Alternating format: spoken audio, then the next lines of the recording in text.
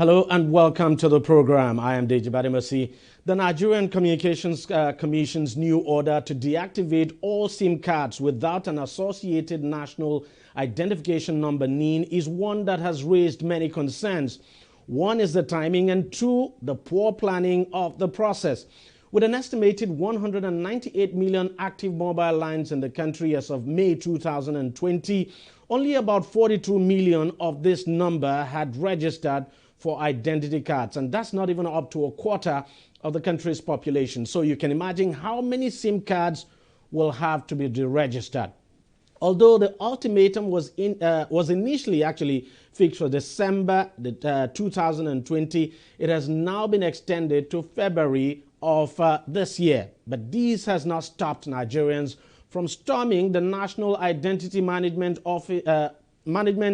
Commission's offices now nationwide. Virtually every NIMC's office you go to, you will be confronted by a huge crowd of people waiting to get registered. Now, the huge gathering is in utter violation of the COVID-19 protocol set by the government. And to think that a government agency would seem to be aiding this violation actually begs the question, especially at a time when the country is battling a second wave of the pandemic. Though agents have been commissioned to assist NIMC with the registration, the process is still not working, given the huge population of active lines and slow pace of the registration. Take a listen now to some of the sound bites we got from some people now at the NIMC registration centers. I came here last Thursday. I didn't get a chance to get in. Then I came yesterday. The same thing, we only wrote the name down. They don't allow us to get in. But people who met us here are getting in. They don't attend to us. So we struggle before we get home. It's after 3:30. I went home. But today I came again. People were with the left order standing, leave the road. People are taking car inside. Attend to them. So we are suffering. Last week, before Christmas, and the first day I came here, the crowd I met here was not funny. And amidst the whole coronavirus issue that they keep shouting every now and then, look at the crowd that's here. I came here that day around 8 o'clock, and the only thing I could do that day was to collect a number. And they dated me. They told me to come back on the 11th of January. And I just had to do it this year. They're collecting money to do it. It's not fair. It's not fair.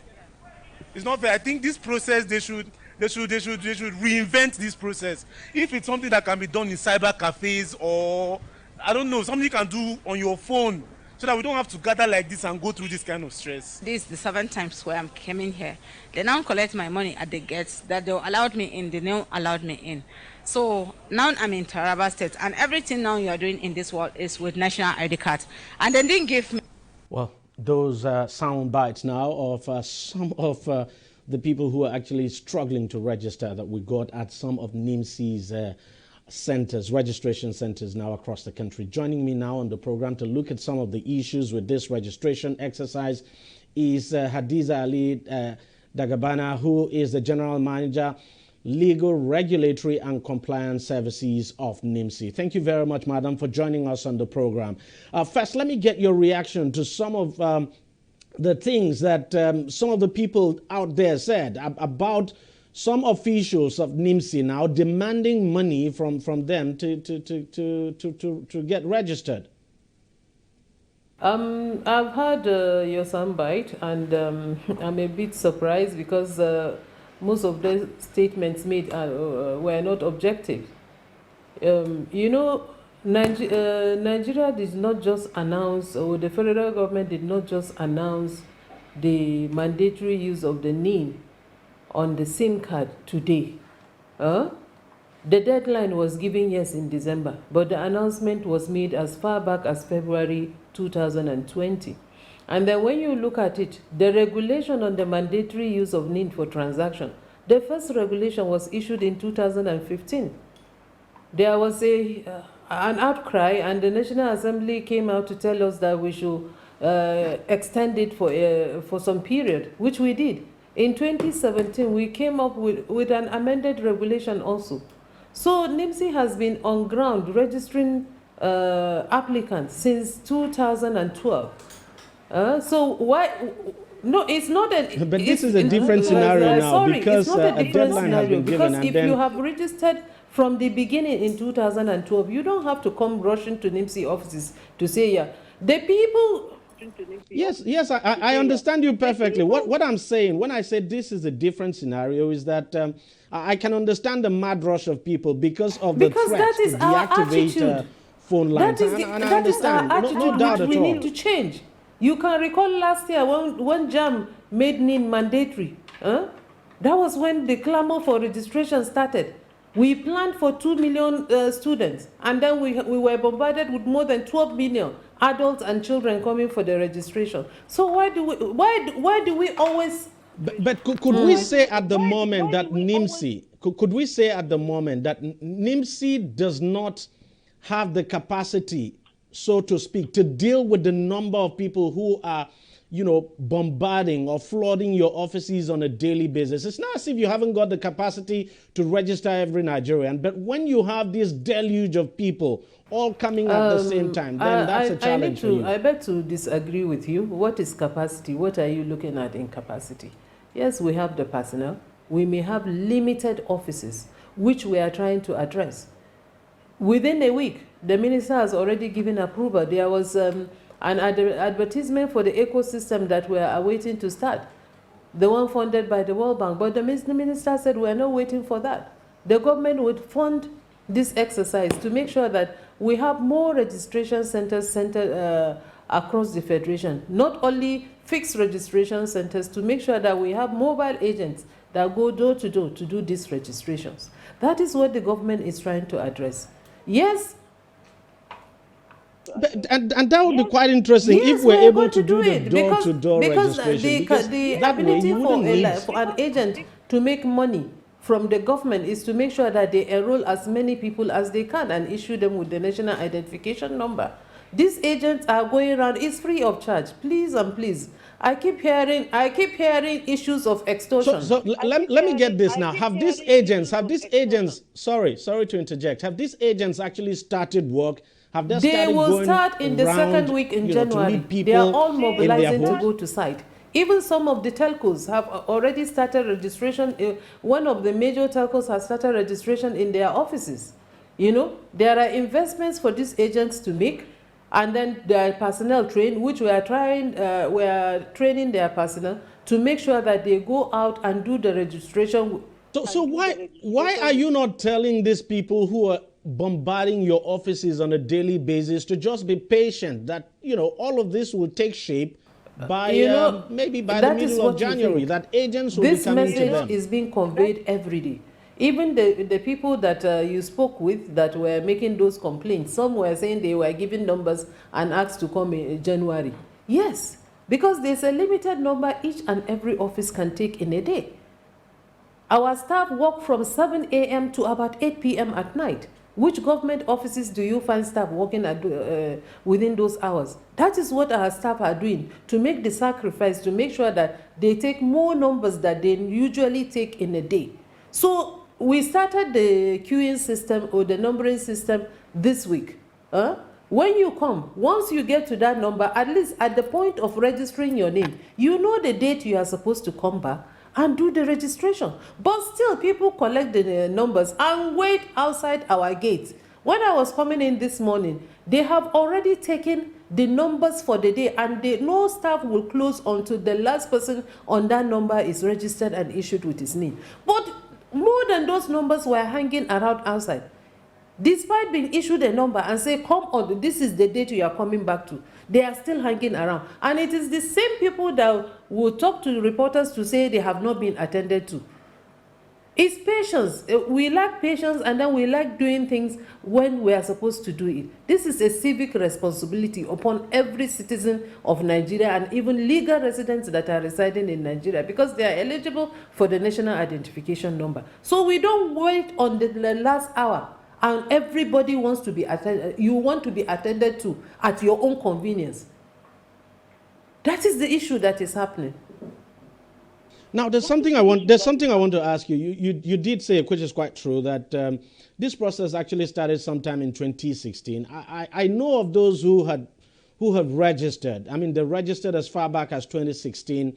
And up till this moment, they haven't been given any identity card at all. Of course, they have their NIN, that's they have the number now, but there sorry, is no physical identity card. You are confusing What's the two. the problem? The NIN is the identity. That is the identity of a person. When you look at, just compare ourselves with any country in the world. The US issue social security number is not a card. The UK issues health insurance number is not a card. India, that has the largest population, that have registered more than 1.3 billion people, issues the number not even on a piece of paper. You bring your paper, they scribble it for you. Oh, I see. So people would actually not need a card. That is what is required for you to link your SIM, to go when you go for a driver's license. You provide that number, because once you have that number and your service provider collect that number, verify it, because they will have access, secure access to the National Identity Database to check the number, to confirm that yes, the person before them that is requiring for that services, or the SIM that was registered with any of the telcos that is provided for verification, yes, it is the name of the person, it is the same person. They compare picture to picture. That is the verification going on at the back end to confirm that yes, this number belongs to this person, and this person is actually the person that we have attached to this SIM. That is the verification going on. So that number is the key. On the card, you don't even have your national identification number on the face of the card. It's inside the chip, and you must have a card reader to read it. The only added value for the card is if you want to do you want to perform banking transaction, and at the time when we finish harmonization with all the sectors, you can decide to carry one card, because when it is read, so yes, ultimately there will still but be a when card you look at it globally, no country issues national ID card free. There's no country in the world that issues that. But the truth is that part of our mandate. cards. It is part of our mandate, and because of the cost, it is being issued not at the rate we want it, because it is being issued. The government policy is to issue it free for now. Could that be the reason why some people have not been able to get their cards like several I said, years after the register? The card is expensive, and there has to be money for it. And you know Nigeria is in recession, so that funding is not forthcoming. So we issue card commensurate to what we receive, as it is free. For those who had been issued free, because it's first issuance that is free. Subsequent issuance, when you are renewing the card, you have to pay for it. So for those that pay for it, they get their card within a month, because at least you pay for the card, we procure the blank card, we do the personalization, pay all the necessary costs within the 5,000 you pay, and issue you a card. So they get the replacement instantly. But for new issuance, there has to be funding for that. And government has so many, government has little resources and so many expectations from every sector. I understand you. I understand. So you, the number is the responsibility of the federal government to issue the number, and the number is free and will continue to be free forever. Issuance of the number will continue to be free forever. But for the card, government will decide going forward on the policy. If you want to have a card, then you pay for it. How many Nigerians do you think you'd be able to register before the deadline of February? Do you think you'd be able to register everybody with all the processes that you're planning to put in place using agents and all of that? That has a SIM card. Mind you, don't compare the number of persons we are registering with the number of SIM card. I have about 6 to 7 SIM cards between my mobile phones and my internet, the internet service providers. So as a single individual with one single NIN, I'm tying one single NIN to those 7. Some have more than that. So don't equate the... So for people who don't have SIM cards, and this is very clear, for those who don't have SIM cards, who don't use phones, no, they must have a NIN, because it's not only for SIM card that they need that NIN. They may go for driver's license, they must produce the NIN. They will go to the bank. If their bank accounts are not linked to the NIN, the bank accounts will be closed. Likewise, if they want to travel and then obtain the international passport, they must have a NIN. So the NIN is a requirement for identification in every sector of government. Any service you want that is being provided by government, it is mandatory for you to international passport is not an identity document. It is a document for travel. Driver's license is for your eligibility to drive. It's not identifying you. That's why the main requirement is for any of those services you produce the NIN. When you produce the NIN, that is when they should offer you that service. We have removed the identification part for them. We have identified you, you have a NIN, so they don't need to invest in even costly equipment of biometric storage. They don't, because already the biometrics and everything are in the National ID database. All right. Thank you very much, and thank you for clarifying some of these issues with us. Let's just hope that NIMC is able to get this Mind you, and seamlessly, so to speak. Identity management is a continuous process. It's not identity card issuance.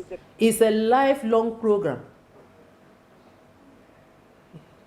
You're right. It is. It's just that in this case, a deadline has been given. I mean, and if one doesn't meet that deadline, then the chances that one would get disconnected. And, you know, getting your phone disconnected is like, especially in these days of the pandemic. No, we don't pray anyone will lose their business. When we reach the bridge, we'll cross it.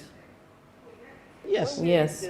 But the minister and the NIMC are working hard to make sure that we deliver, and we will deliver. All right.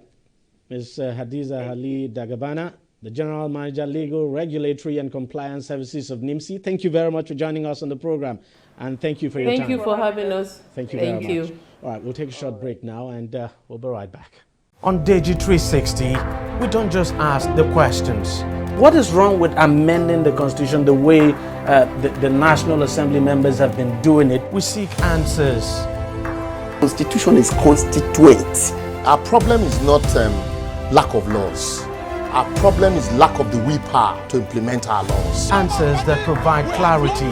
While we negotiate, we should try to make it a point that the girls must be complete. The clarity you need to make informed judgment so that you can make the right decision and take action. People are saying it is you politicians that are responsible for this, that you are the reason why this is happening. All these dollars that call themselves governors in this country. I wish we had people like Tony at the National Assembly. God forbid that I go to join that